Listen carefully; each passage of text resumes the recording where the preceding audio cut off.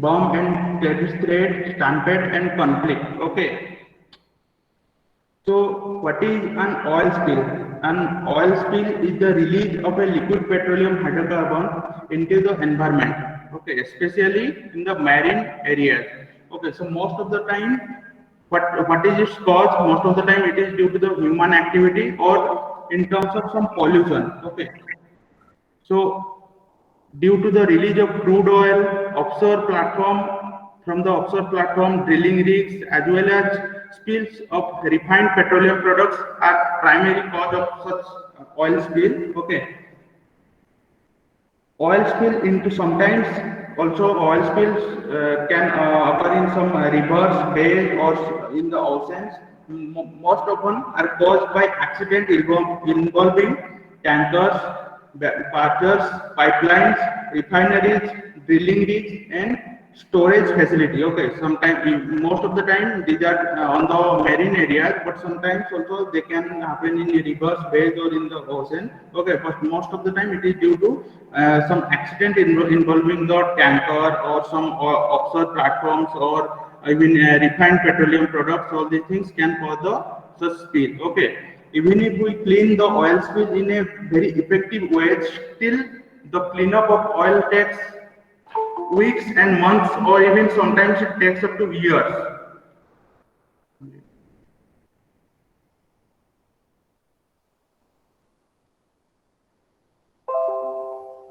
Okay, so the cleanup process for the oil spill, it takes a very long time, even if we'll do it with a very effective process.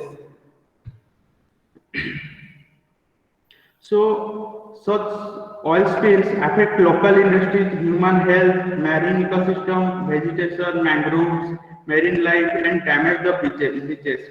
Such a spill affects the local industries such as fishing, swimming, and sailing industry, those who are dependent on such marine ecosystem. Okay, so these industries are being affected due to such oil spill.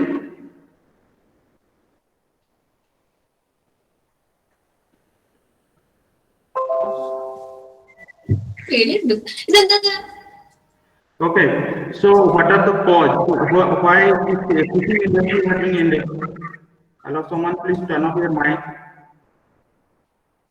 Okay, so in such cases, devices used to catch fish cannot be used in areas that have had an oil spill. Okay, so if there will be any oil spill in water, then the devices that are used to fish catch, they cannot be used. Okay, because of the fear of damage, they can damage the device that are being used to catch fish. Okay, so in such cases these industries are being affected due to such oil spill or hazardous material spill.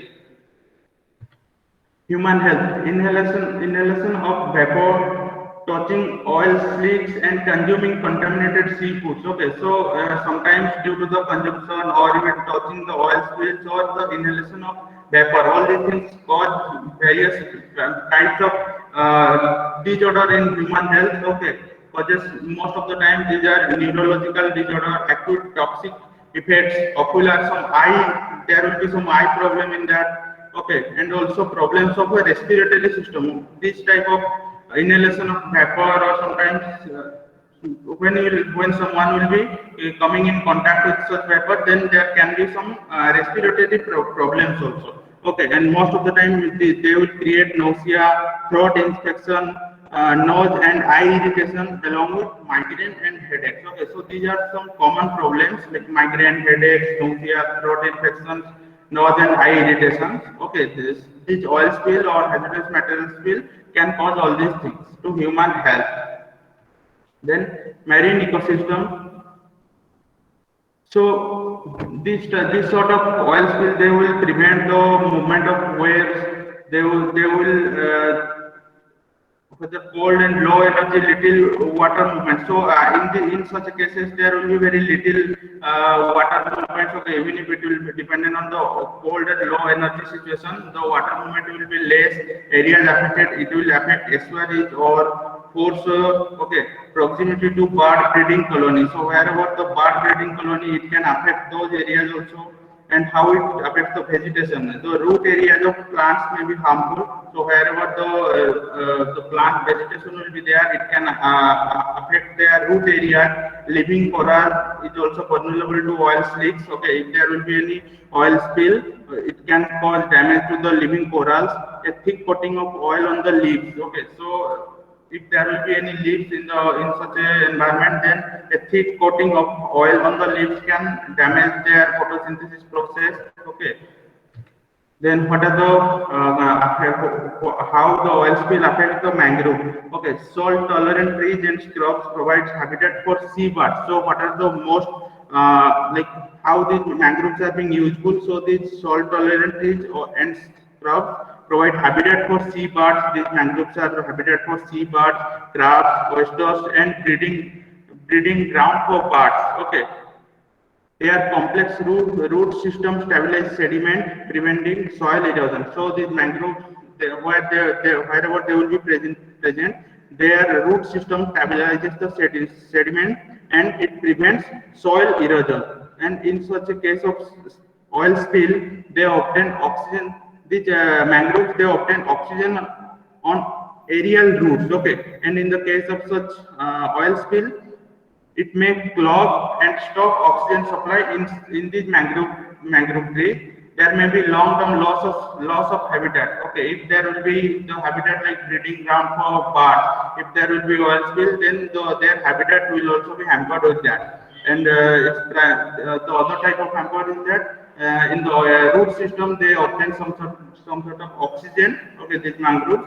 So by the oil spill, these roots will be clogged and as a result their oxygen supply will be stopped.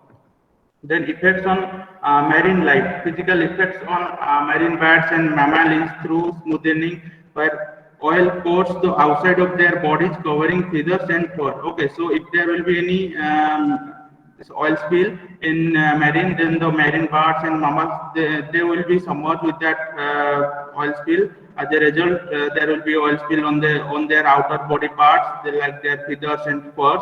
Okay, and if the oil spill will contain some toxic compounds from, then they can consume all these toxic compounds. They can be consumed by animals, killing or contaminating many fish or smaller organisms that are essential linkage in the global food chains. Okay, so if there will be any toxic compounds in the oil spill, most of the time they are being consumed by animals or even fish or smaller organizations.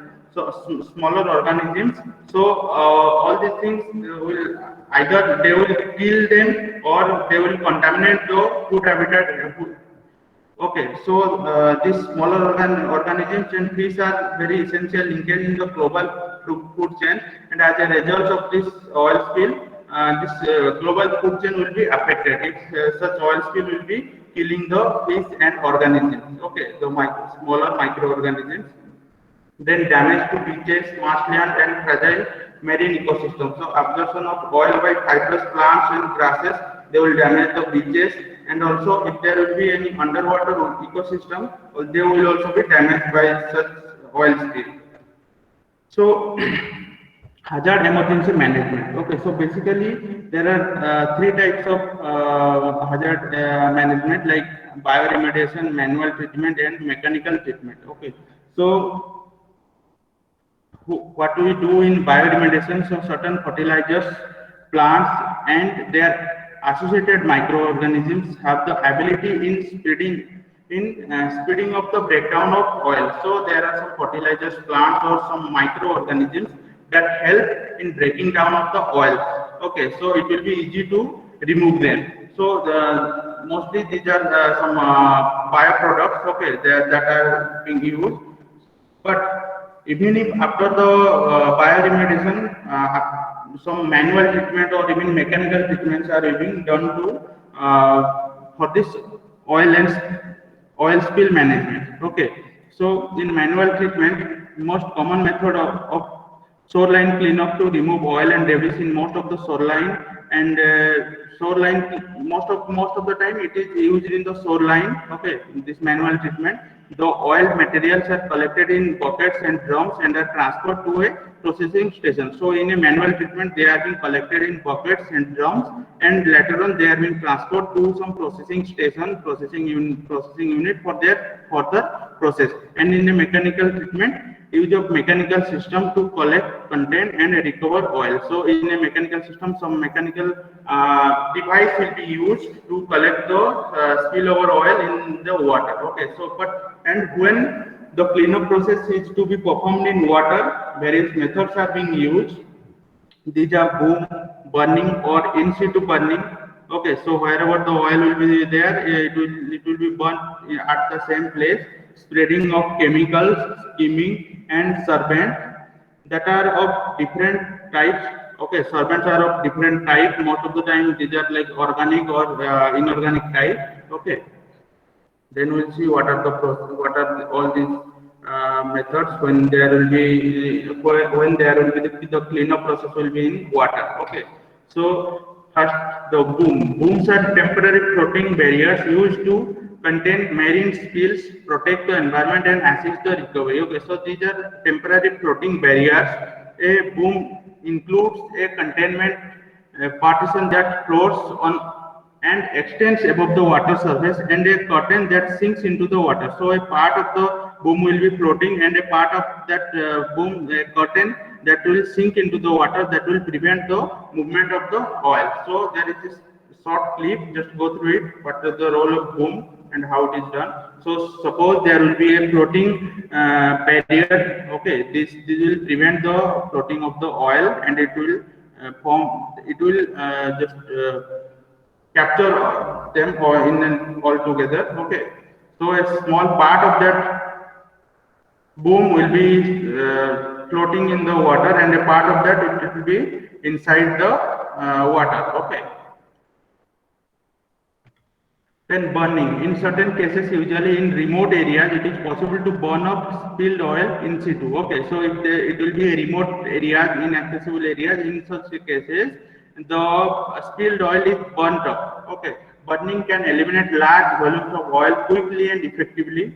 Fire resistant booms must be used to contain open water burns. Okay, so in order, even if in the burning or the inside the burning process, the booms are being used to prevent the burning in the open water. Okay, so in association with boom, this burning has been conducted. Okay, so this is a small clip of that. In certain areas where oil can be contained naturally or with berms, trenches, or booms, Okay. in situ burning is used to quickly remove large volumes of spilled oil. If vegetation is present, this process burns everything on the surface but leaves root systems intact, allowing vegetation to grow back. Okay, so in burning, even if there will be a vegetation system, it will remove everything, it will destroy everything, but the root it will not damage to the root system, and as a result, there will be again the vegetation will be there. Okay, so this is the burning or inside to burning. Then spreading of chemicals. Chemical agents help break up and oil slick into very small droplets. So there are different type of chemicals that help the oil spill to break into small droplets, which dilute through the water. Okay, so after the dilution, or sorry, after the breaking of this oil in smaller droplets, they will dilute in the water. Okay, smaller oil particles are more easily biodegraded. Okay, so there are some chemicals that are being used to break the oil spill into smaller droplets. It provides a measure of protection for sensitive habitats threatened by a surface slip. Okay, so mostly these are being conducted by using some aeroplane. Okay, using the aeroplanes, some sort of chemicals are being sprayed on the oil spill. See how it is being done. Dispersants applied by boat or plane break Okay. an oil slick apart into tiny droplets, each smaller than the diameter of a human hair.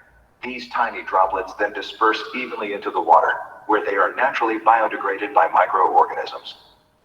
Okay, so these chemicals is capable of degrading the oil spill.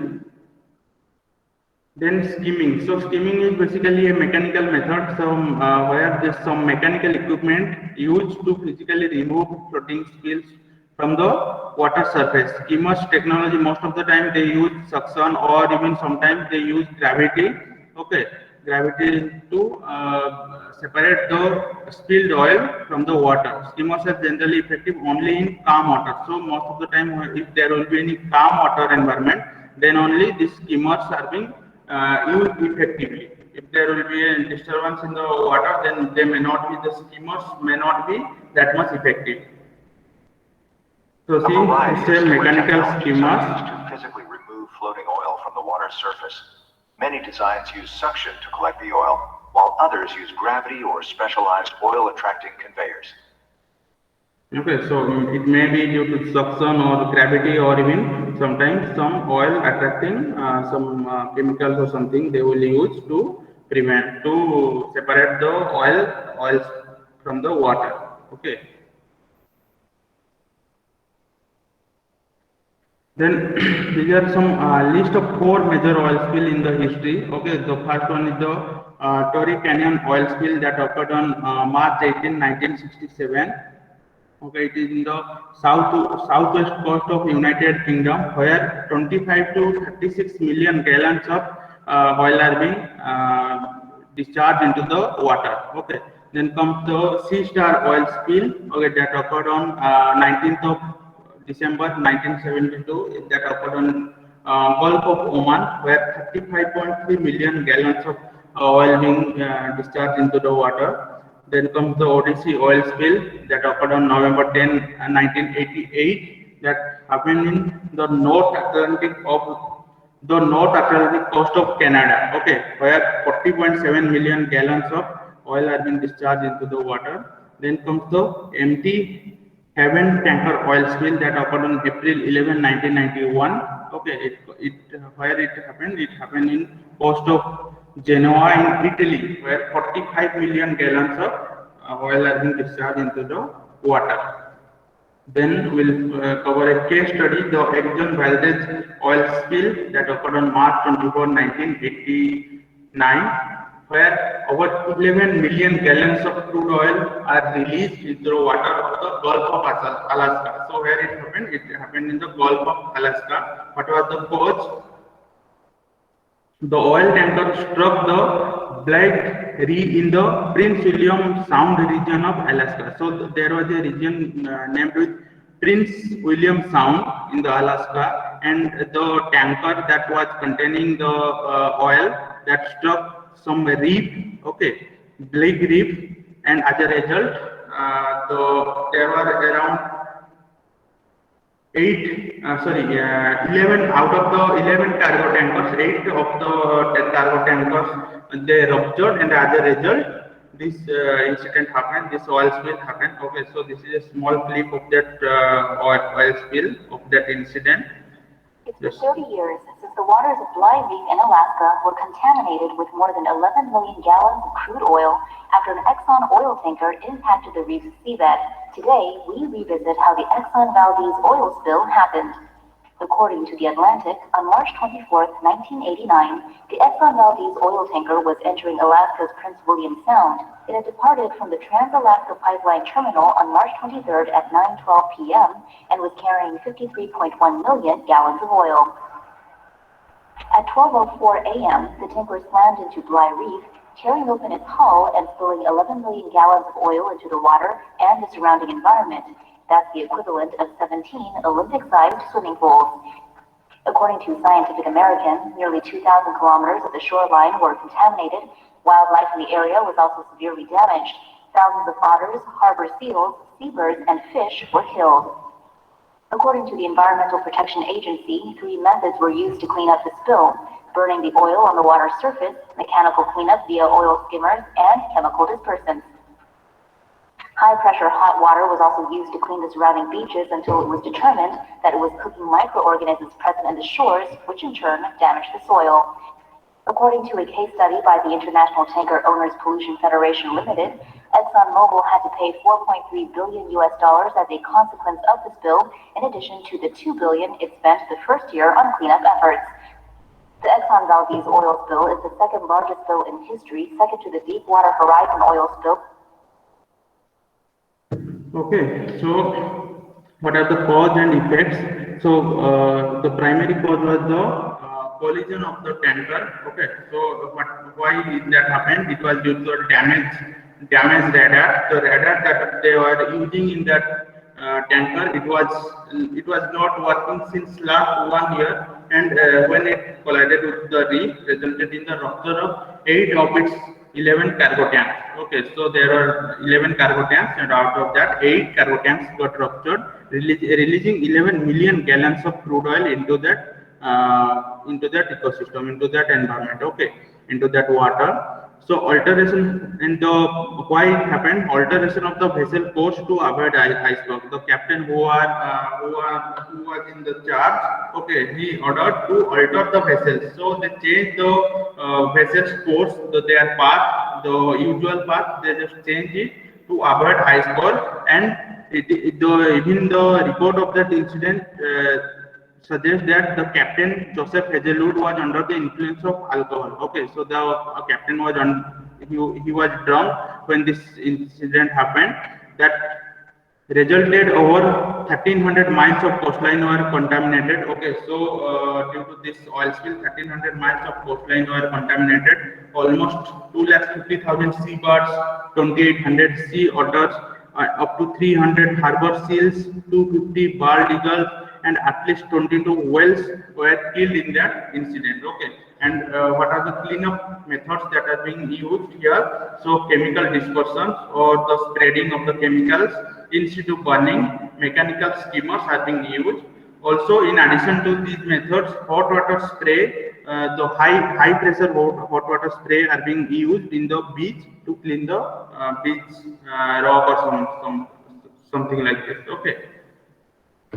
So this is all about oil spill and hazardous spill. Then threats and bombs and terrorist attacks.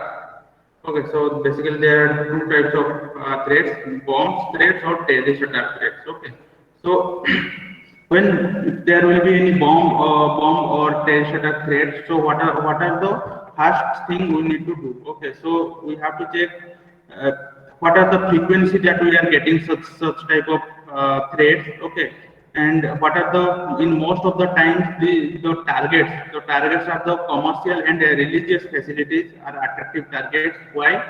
Because commercial and religious facilities are always in an attractive place because of their easily accessible and heavily populated nature. Okay, so these commercial and religious facilities, they are always heavily populated and they are easily accessible. Okay, as a result, most of the time they are preferred for such things, bombing or terrorist attack. Then perpetrators. So who caused this incident, bombing or terrorist attack? So a person who carries out harmful, illegal or immoral act. Okay, so who are responsible for some criminals or radicalized terrorists to inflict mass casualties. Okay, bombs most of the time these are pipe bombs and overpressure devices filled with volatile chemicals. Okay.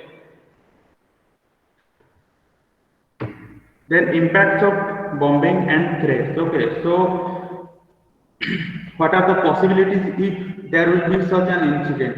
It may cost us life, injury, damage to infrastructure, cost repair. Okay, so if there will be any injury or something, some damage to infrastructure, then it's cost for its repair. Apart from that, it will also cause disruption to normal operation. It will create public fear or panic in public. Okay, and distrust, and also it may impose some other effect as well. Okay. Then threat planning, goals of threat management. So first we have to make informed decision during threat analysis. So whatever the information we have at that moment, we need to take some decision based on that. Minimize the consequences of potential attacks or threat on personnel or structure. We have to minimize the consequences both on the personnel or even if there will be any structures. Deter potential perpetrators of attacks. So we have to minimize the potential attacks. Then mitigate vulnerabilities to bombing or terrorist attacks. So whoever will be seems to be affected, we have to mitigate this. We have to control that. Okay. Then bomb threat planning process. So first gather the team, then where the identify core planning team, we need to form a team, then understand the situation, identify threat and hazards, assess the risk, what is the risk level, then determine goals, determine the operational priorities, what are the priorities at that situation based on the assess the risk. Okay, then set goals and objectives. Okay, what are the things we need to do immediately? Plan development, develop and analyze course of action. Okay, identify resources. What are the resources we have? What are the things we need to how we can progress in that course of a course of action, how what are the things we need to do, then prepare and review, write the plan, review the plan, approve and disseminate the plan. So based on the gathered information or based on the situation, we have to make a plan, we have to review the plan and approve the plan, then disseminate the plan, then exercise the plan, review, revise and maintain the plan. So in the implementation stage, we have to exercise the plan. Okay, so there is a person, General George S. Patton. Okay, he was in U.S. Army. So in his term, a good plan today is better than a perfect plan tomorrow. So we should always have a backup plan to, if there will be any situation, then we need to be prepared for that. Okay. What are the elements of a bomb or threat plan? So designate team members. So there will be a designated team members who will have the responsibility in such a situation. Procedure for handling a threat. Okay. Procedure for evaluating threat level. We have to assess the threat level. Then locations of primary and secondary command posts. A search and evacuation plan. Okay, search and evacuation plan. If there will be any incident, a search and evacuation plan will be ready. Then restoring operations. If there will be any incident, the restoration of the operation after that. Okay. Then assessing a threat. So determine whether the threat represents a low, medium, and high risk based on the realism, plausibility, directness, and immediacy of the threat. Okay, so low risk that lacks realism. Okay, so what are the types? So in such a cases, threat possesses minimum risk to victim and public safety. Probable motive is disruption. Okay, so it lacks realism. Okay, threat is vague or even indirect. So what do we mean by indirect? Information is indirect means it will be located somewhere in some wall or even it will come via email. Then they are like indirect means of the information. Okay, then threat is vague and indirect, and information is inconsistent, impossible, or lack of details. If there will not be any details, further details, then it will fall under low risk. Oh, okay, that lacks realism. Then comes medium risk. Okay, or increased realism. Threat could be carried out. Okay, so there may be some possibility of the threat to be carried out, but may not appear entirely realistic. Okay, so some components seems to be realistic, but some other parts, some other component seems to be realistic. Okay, threat is direct or feasible. It will not be coming through some wall or so, even some emails. It will be a direct indication of place and time. They will be mentioning the indication. They will be mentioning the place and time of the threat or the bombing or the terrorist attack. Possible reference to step taken. What are the steps they will be taking? Okay, during the time of this threat, they will be mentioning that. And perpetrators familiar with bomb components. So if they are providing some information about bomb components or even the threats like the terrorist attack, if they are providing some information based on the components what they are going to do the attack or the bombing. Okay, if they are providing some information about the component, then they comes under medium risk. Then the final or the high risk. Okay, specific and realistic. Okay, so in such cases, threat poses an immediate and serious danger to the safety of others. Okay, threat is direct, specific, and realistic. So in such cases, it will come directly, and they will specify a particular location or something.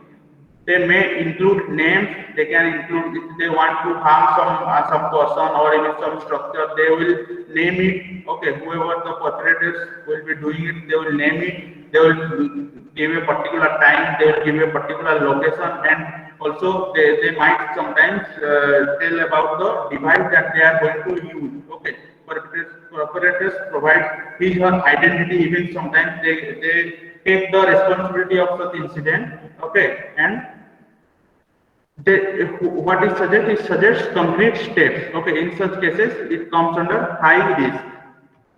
Then locating something.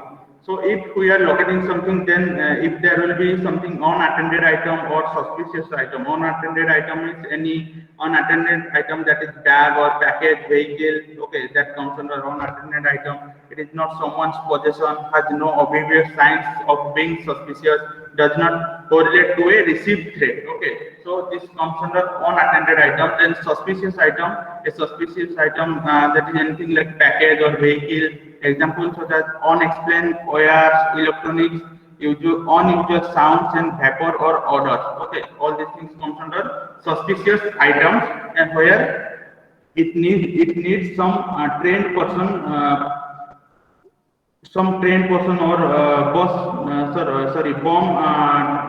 bomb disputes team to do all these things. Okay, so if there will be any suspicious item, then addressing a suspicious item. So if there will be any situation, then recognize the indicator of a suspected explosive device.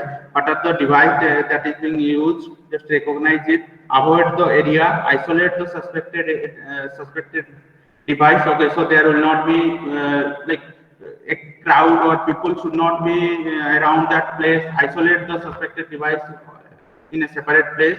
Notify appropriate emergency services. Okay, if there will be any bomb squad or something, then you need to notify them. Okay, so these are the steps if there will be any suspicious items like bombs or terrorist attack. Then comes stampede and conflict management. So, what is a stampede?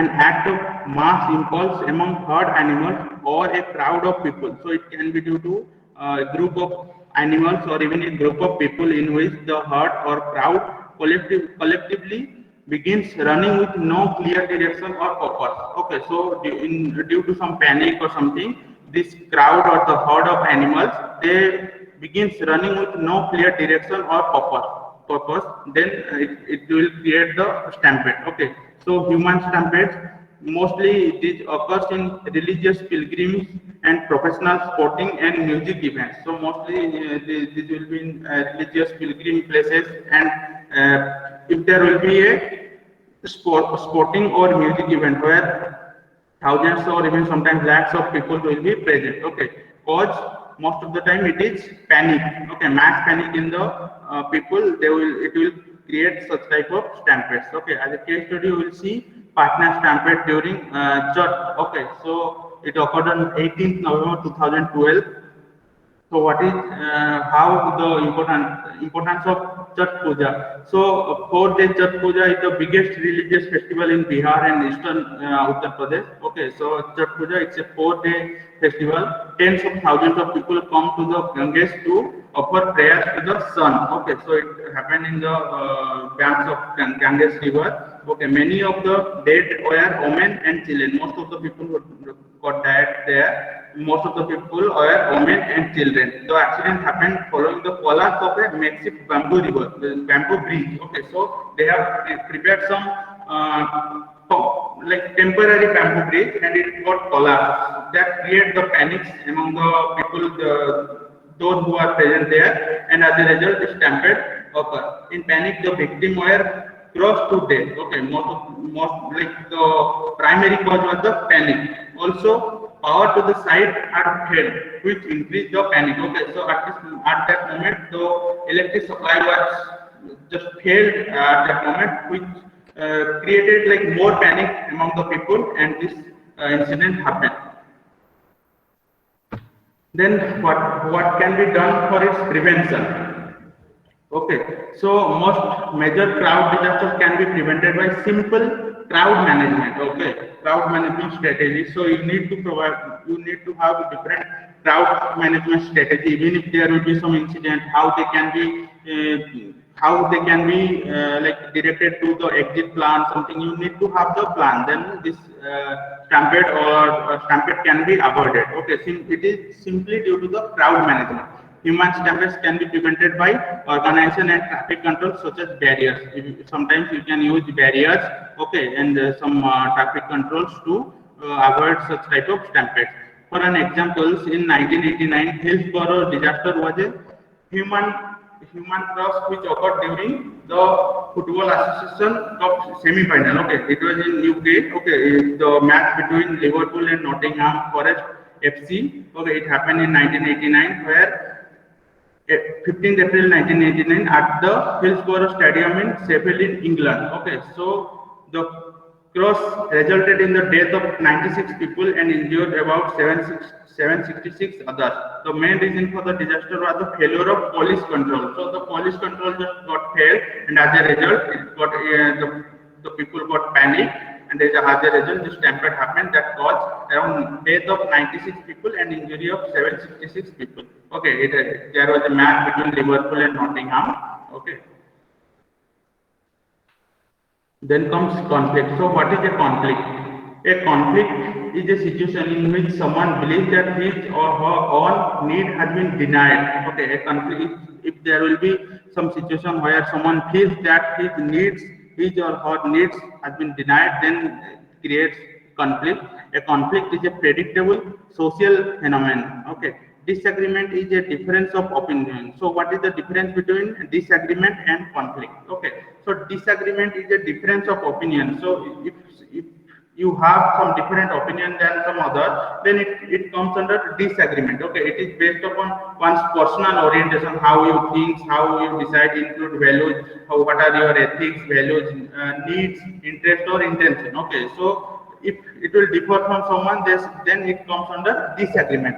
However, conflict is a strong disagreement or collision of values. Okay, so it will be a collision of values, needs or interest or intention among individual groups, organization, communities or nation. Okay, so it can be like between organizations, between communities, between nations, between individuals, or it can be between groups. Okay, so why it happens? It can be due to the collision of values, their needs and interest. Okay, in such cases conflict arises. Okay, conflict is different than disagreement because of its negative effect. So most of the time disagreement is not that much negative. Okay, however conflict is different than disagreement because of its negative effect. So in conflict there will be always negative effects like dislike of a person or a organization. So if there will be conflict between two organizations, so one organization will not like the other organization. This sort of negative effect will be there in the term of conflict. Okay. Then what are the symptoms of conflict? Tension, anger, no desire to communicate, decrease in productivity, all these things comes under the symptoms of conflict. Okay. Then causes of conflict. So there are various causes like divergent poles, perceptual difference, status conflict, resistance to change, and personality clashes. Okay. So divergent goals. Conflict can result when you are trying to achieve one set of outcomes and another person wants something entirely different to happen. Okay, so if there are two persons, okay, and your goal is some different than some other, okay, then it can create conflicts. Then perceptual difference. You and another person may listen to the same words and hear them quite differently. Suppose there will be any briefing or something, then how you perceive and how someone else perceives or the same information, due to the difference in perceptions also the conflict can happen. Then status conflict. Okay, one person may present another person's authority or feel protective of his or her position. Another person may feel undervalued compared with the position he or she held in a previous organization or the previous disaster. Okay, so someone from another organization joins to some organization, then based on his previous designation or previous place of work, there can be status conflicts. Okay, Then resistance to change. You may encounter resistance if you ask someone to try new ways of working or thinking. Okay, if you will be asking someone to change something in his plan or something working processes, there will be people who will resist it. Okay, as a result, conflicts will create. Then personality clashes. Okay, it can also be due to the clashes between personality of different peoples. Then the 5 conflict management styles: accommodating, avoiding, collaborating, competing, and compromising. These are the 5 conflict management styles. Then conflict management process: neutralize your emotions, explore causes. What are the cause for the creation of such conflict? Define and agreed outputs. So you can provide some agreed outputs where everyone will be agreed to that, like between the organization, between the group, or between individuals. If there will be conflict, you can just create some agreed output where everyone will be at the same page. Everyone will be agreed to that. Okay. Then consider alternative. If there will be any conflicts, consider some alternatives where the conflict can be eradicated. Then agree a solution, implement it, and continually evaluate it. Okay. Then agree a solution that will avoid the conflict, implement it, and time to time just evaluate it to avoid the conflict. Okay. These are some of the conflict management process. So this is all about today's class. So if someone has joined in between, let me know.